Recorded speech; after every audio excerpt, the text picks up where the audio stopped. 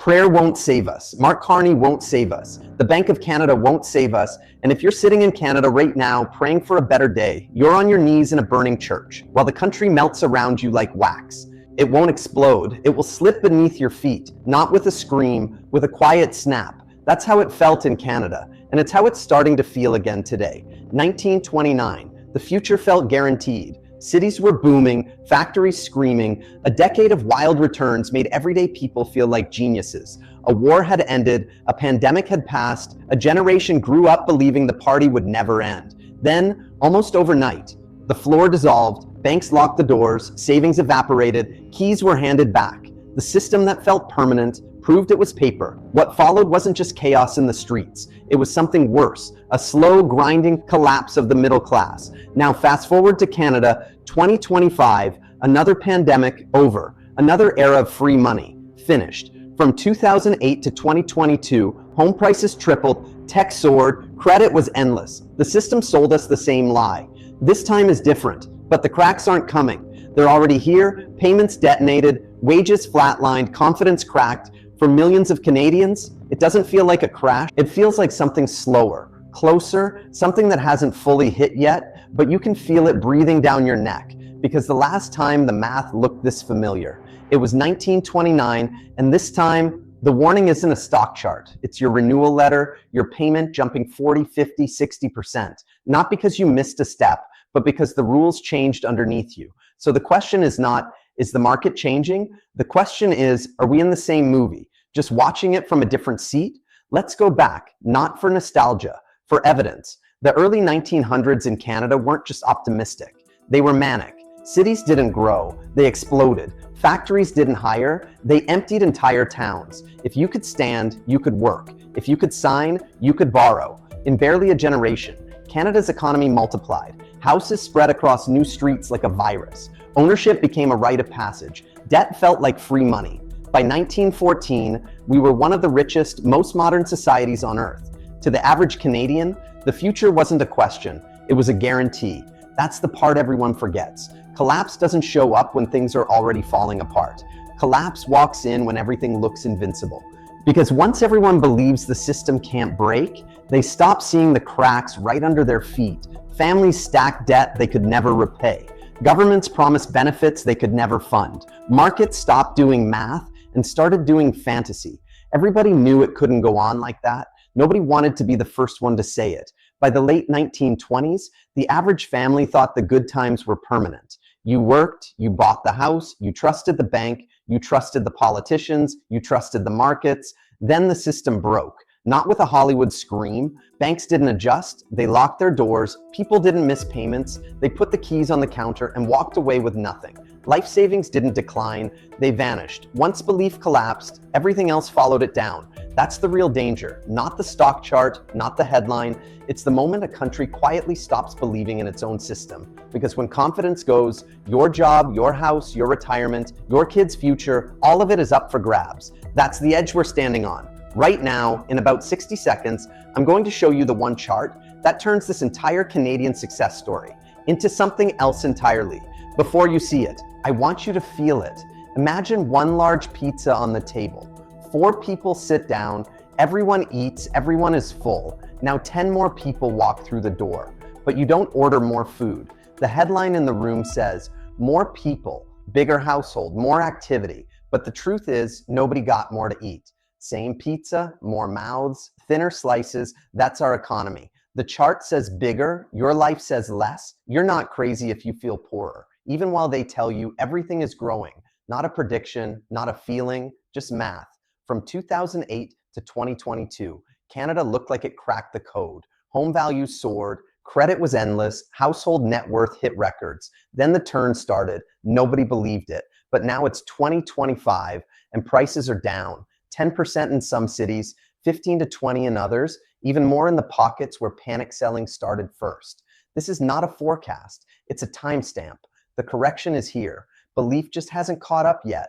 What we called wealth for 15 years wasn't income, wasn't savings, wasn't productivity. It was access to debt packaged as progress. If your house tripled, but your pay didn't, that gap wasn't growth, it was leverage. And now the unwind is underway. Between 2024 and 2027, nearly half of all Canadian mortgages reset. In the 1930s, families suffocated under debt levels that peaked around 160% of their income.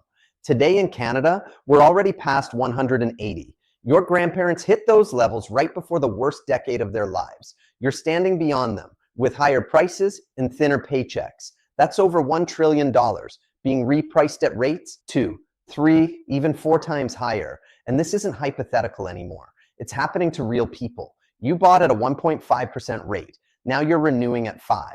Your payment doesn't nudge up. It leaps 40, 50, 60% higher, not because you failed, but because the system changed the terms. If you take home $6,000 a month and $4,000 now goes to your mortgage, you don't own that home. You rent your own debt. You're not an owner, you're collateral with a couch. That's the shift most Canadians are still avoiding.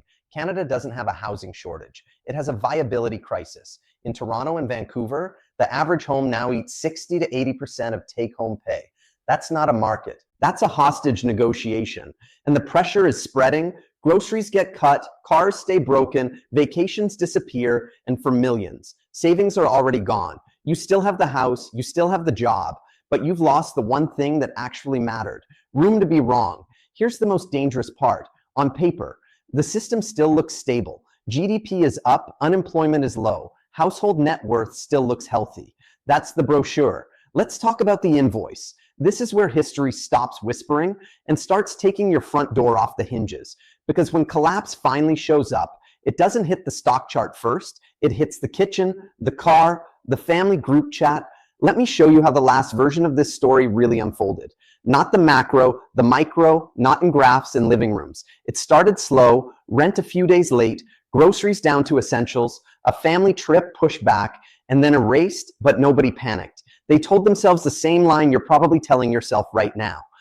We just need to get through the next quarter. Then the renewals hit, the notices started arriving. Rates weren't just higher, they were shocking. Mortgages jumped by thousands, savings drained without warning. People didn't tighten the belt, they broke under the weight. At first it was denial, then it was survival. Credit cards weren't used for points, they were used for dinner, borrowing from one to pay the other, hoping that the system would blink first. It didn't. And for millions of Canadians, it's not about the future collapsing, it's about realizing it already has. This is how the middle class disappears, not with a bang, with a quiet stack of unpaid bills, a fridge that stays half full, a kid who doesn't ask for new shoes anymore because they already know the answer. This is how it really happens. The lights stay on, the streets stay clean, but inside homes across the country, people are drowning silently. Now fast forward to right now, late 2025, we're not on the edge anymore. We're in the fall. The difference is the belief system hasn't caught up to the reality yet. Families are canceling insurance, pausing prescriptions, selling the second car, not to upgrade, to buy time, not in theory, not somewhere else. Right here, they still live in the house, but the house owns them. They still have income, but the margin is gone. There's no room left for mistakes, no buffer for bad news, no plan B if plan A fails. And the terrifying part, it still feels like you're okay, right up until the moment you aren't. The engine dies, the job is cut, the roof leaks, the marriage buckles. That's when people realize they weren't holding equity, they were holding risk.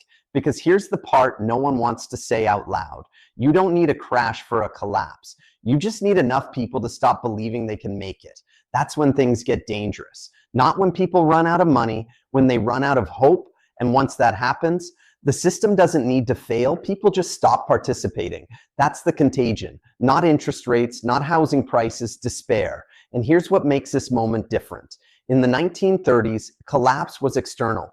Today, it's internal. It lives in the renewal letter, the email from your bank, the argument in the kitchen that starts over grocery money and ends over everything else. So what do?